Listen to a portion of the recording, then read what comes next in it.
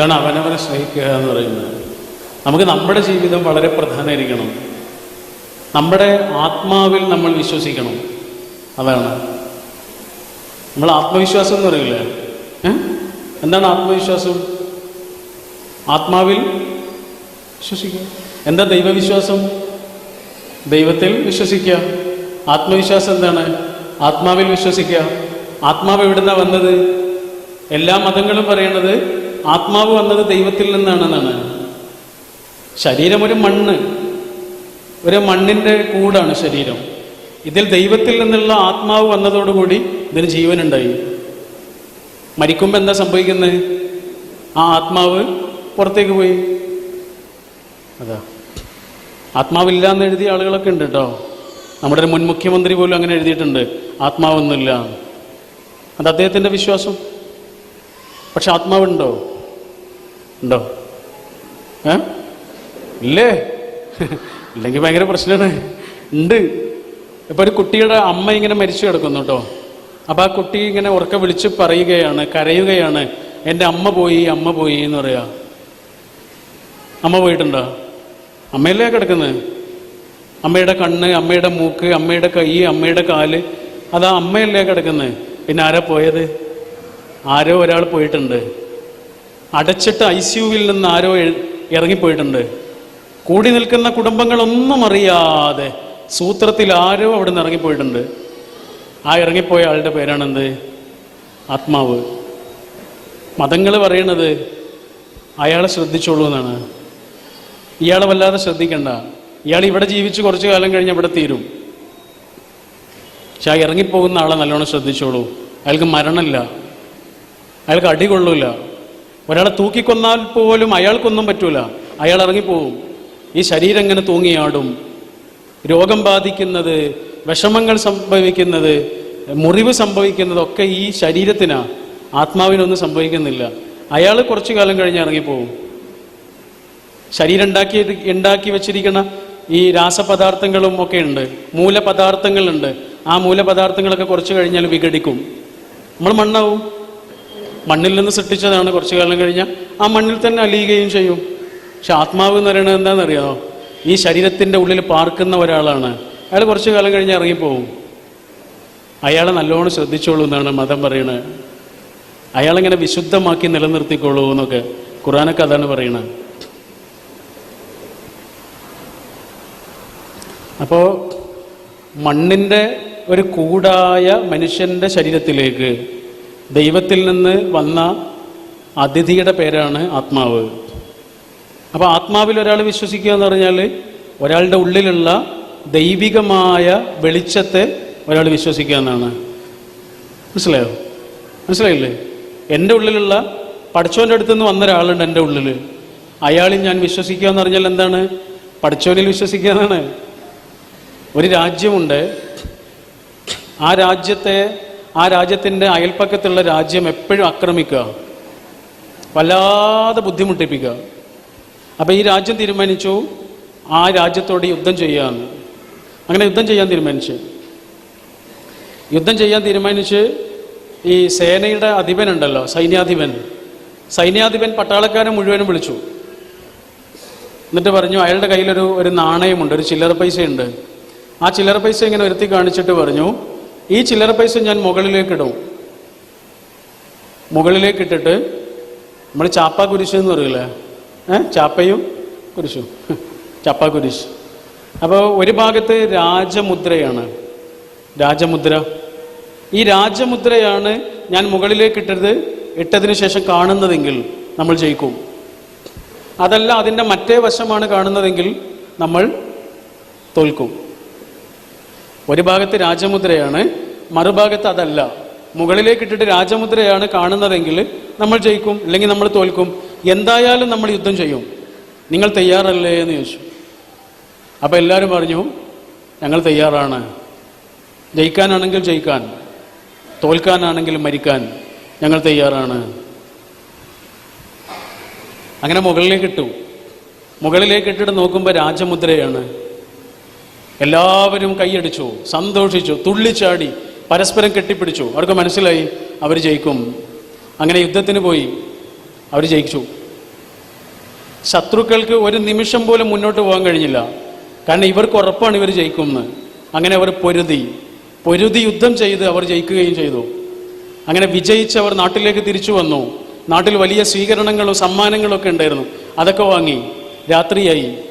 ആ സൈന്യാധിപനില്ലേ, അദ്ദേഹം അവിടെയുള്ള ഒരു പുഴയുണ്ട്, ആ പുഴയിലേക്ക് ഇങ്ങനെ നടന്നു. പുഴയുടെ കരയിൽ എത്തിയതിനു ശേഷം കയ്യിലുണ്ടായിരുന്ന ആ നാണയമുണ്ട്, ആ നാണയം പുഴയിലേക്ക് വലിച്ചെറിഞ്ഞു. അത് മനസ്സിലിങ്ങനെ പറഞ്ഞു, രണ്ടു ഭാഗത്തും രാജമുദ്രയുള്ള ആ നാണയം ഇനി ഒരാളും കാണാൻ പാടില്ല. രണ്ടു ഭാഗത്തും രാജമുദ്രയായിരുന്നു. ജയിച്ചു. അവർ ജയിക്കാനുള്ള കാരണം എന്താണ്? അതിന് നമ്മൾ പറയുന്ന പേരാണെന്ത്? ആത്മവിശ്വാസം. എവിടെയാണോ ഒരാൾക്കിത് നഷ്ടപ്പെടുന്നത് അയാൾക്ക് എവിടെ എത്താൻ കഴിയില്ല. അതുകൊണ്ട് നമ്മുടെ കുട്ടികളുടെ മനസ്സിൽ നമ്മൾ ഉണ്ടാക്കി കൊടുക്കേണ്ടത് എന്താണെന്നറിയോ? ഈ ആത്മവിശ്വാസമാണ്. തോൽക്കുമ്പോഴും ഉണ്ടാക്കി കൊടുക്കേണ്ടതാണത്, പരാജയപ്പെട്ട് നിൽക്കുമ്പോഴും ഉണ്ടാക്കി കൊടുക്കേണ്ടതാണത്, മാർക്ക് കുറയുമ്പോഴും ഉണ്ടാക്കി കൊടുക്കേണ്ടതാണ്. അവർക്ക് തന്നെ നിങ്ങളെ കൊണ്ട് അതിന് സാധ്യമാകും. You can. നിങ്ങളെ കൊണ്ടതിന് സാധ്യമാകും. അസാധ്യമായി ഒന്നുമില്ലടാ. നിനക്ക് പറ്റില്ലെങ്കിൽ പിന്നെ ആർക്കാ പറ്റുക?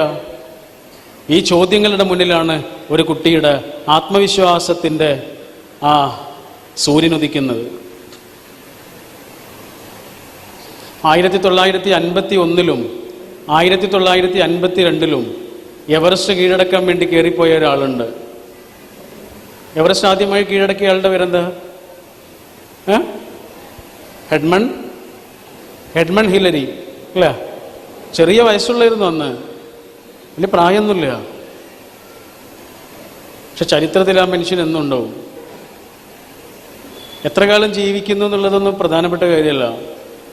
CH മുഹമ്മദ് കോയ കേട്ടിട്ടുണ്ടോ നിങ്ങൾ? മുസ്ലിം ലീഗിൻ്റെ സമുന്നതനായ നേതാവായിരുന്നു. എത്ര കൊല്ലം ജീവിച്ചതെന്നറിയാം? 56 വയസ്സ് വരെ. അദ്ദേഹത്തിൻ്റെ മകനുണ്ട് MK മുനീർ. നമുക്കറിയാം, നമുക്ക് പ്രിയപ്പെട്ട ഒരാളാ അല്ലേ? MK മുനീറിന് ഇപ്പം എത്ര വയസ്സായി എന്നറിയാം?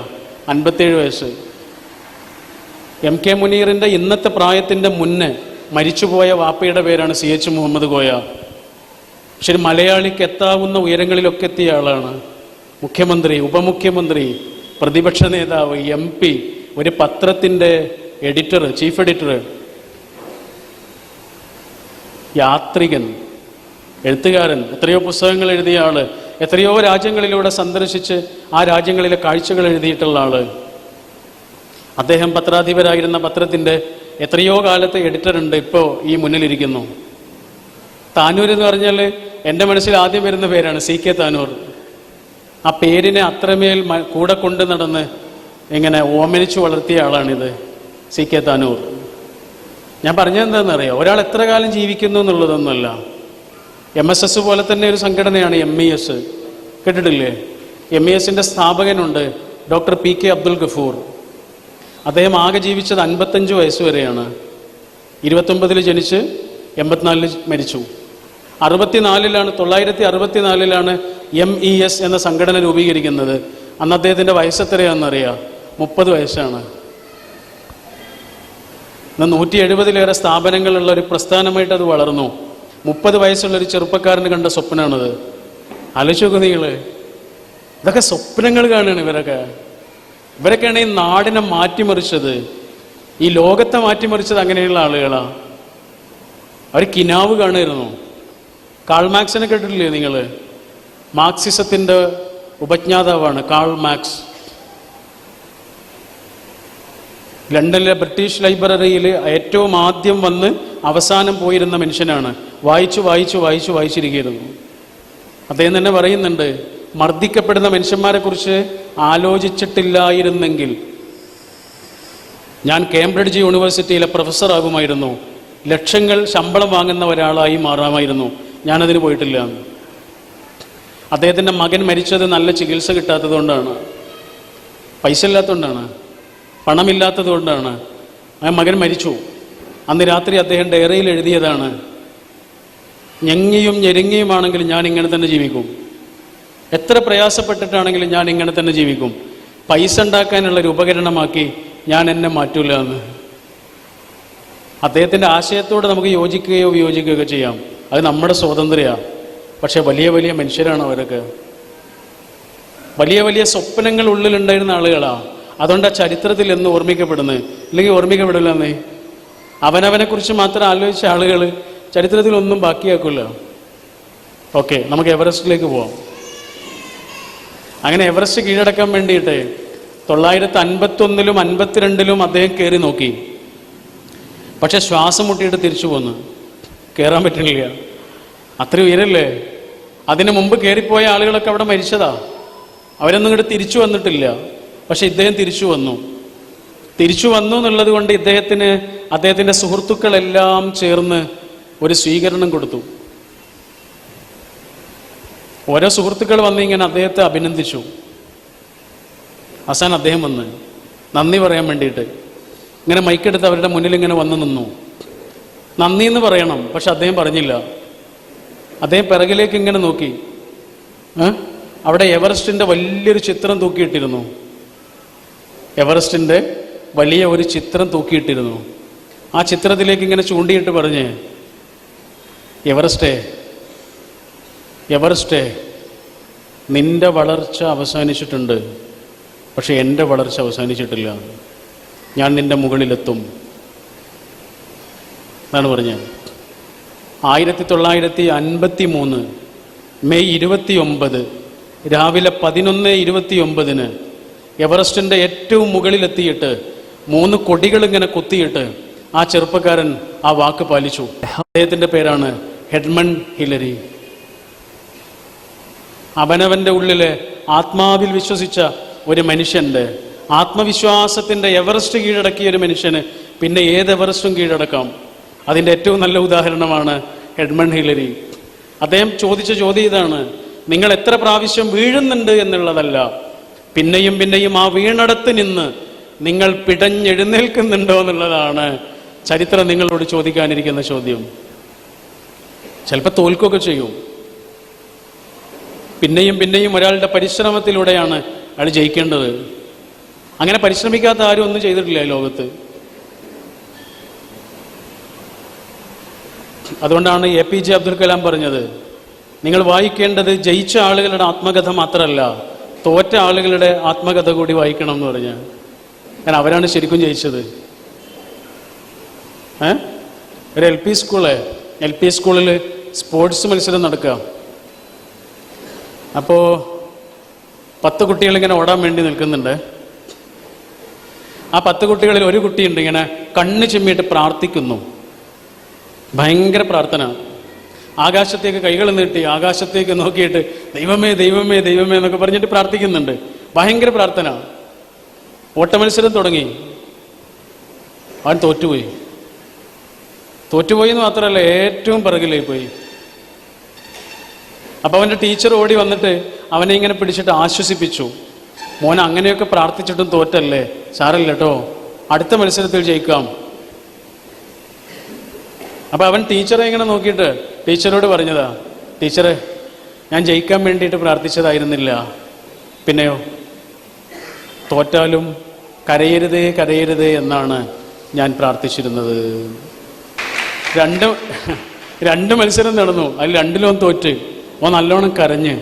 3-മത്തെ മത്സരത്തിൽ ഇങ്ങനെ വന്ന് നിൽക്കുമ്പോഴേ അവനിങ്ങനെ മനസ്സ് നിറഞ്ഞ് പ്രാർത്ഥിച്ചാണ്, ദൈവമേ തോറ്റോട്ടെ കുഴപ്പമില്ല, തോറ്റാലും എൻ്റെ ഉള്ളിൽ സങ്കടം ഉണ്ടാവരുതേ, ഞാൻ കരയരുത്. രവീന്ദ്രനാഥ ടാഗോറിനെ കേട്ടിട്ടുണ്ടോ നിങ്ങൾ? അല്ലേ, നമ്മുടെ ദേശീയഗാനം എഴുതിയ ആളാണ് അദ്ദേഹം. സാധാരണ പ്രാർത്ഥിക്കാറുള്ളൊരു പ്രാർത്ഥനയുണ്ട്. അതെങ്ങനെയാണെന്നറിയോ? ദൈവമേ ദുഃഖങ്ങളൊന്നും തരരുതേ എന്ന് ഞാൻ നിന്നോട് പ്രാർത്ഥിക്കുന്നില്ല, നീ വേണമെങ്കിൽ തന്നോ.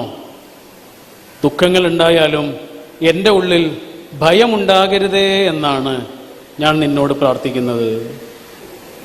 രവീന്ദ്രനാഥ ടാഗോർ ആരായിരുന്നു എന്നറിയാം? സങ്കടങ്ങളിലൂടെ ഇങ്ങനെ നീന്തിയൊരു മനുഷ്യനായിരുന്നു. ആ കവിതകളൊക്കെ അദ്ദേഹത്തിൻ്റെ സങ്കടങ്ങളിൽ നിന്ന് വന്നാണ്. 1902 വിവാഹം. 1903 കുട്ടിയുണ്ടായി. 1903 തീരുമ്പോഴേക്ക് ആ കുട്ടി മരിക്കുകയും ചെയ്ത് 1904 അച്ഛൻ മരിച്ചു. 1917 ആയപ്പോഴേക്ക് പ്രിയപ്പെട്ടവൾ മരിച്ചു. 1922, 24, 26, 27 അദ്ദേഹത്തിൻ്റെ ജ്യേഷ്ഠന്മാരും അനുജന്മാരും മരിച്ചു. 20 കൊല്ലം കൊണ്ട് പ്രിയപ്പെട്ടവരെല്ലാം മരിച്ചുപോയി. ഒറ്റക്കായ മനുഷ്യൻ്റെ പേരാണ് രവീന്ദ്രനാഥ ടാഗോർ. 1913 നോബൽ സമ്മാനം കിട്ടിയ മനുഷ്യനാണ്. അദ്ദേഹം പ്രാർത്ഥിച്ച പ്രാർത്ഥനയാണ്, ദൈവമേ സങ്കടങ്ങളൊന്നും തരരുതേ എന്ന് ഞാൻ നിന്നോട് പ്രാർത്ഥിക്കണില്ല, നീ വേണമെങ്കിൽ തന്നോ, പക്ഷെ ഞാൻ നിന്നോട് പ്രാർത്ഥിക്കുന്നത് ഇത്രയേ ഉള്ളൂ, എൻ്റെ മനസ്സിൽ പേടി ഉണ്ടാവരുത്.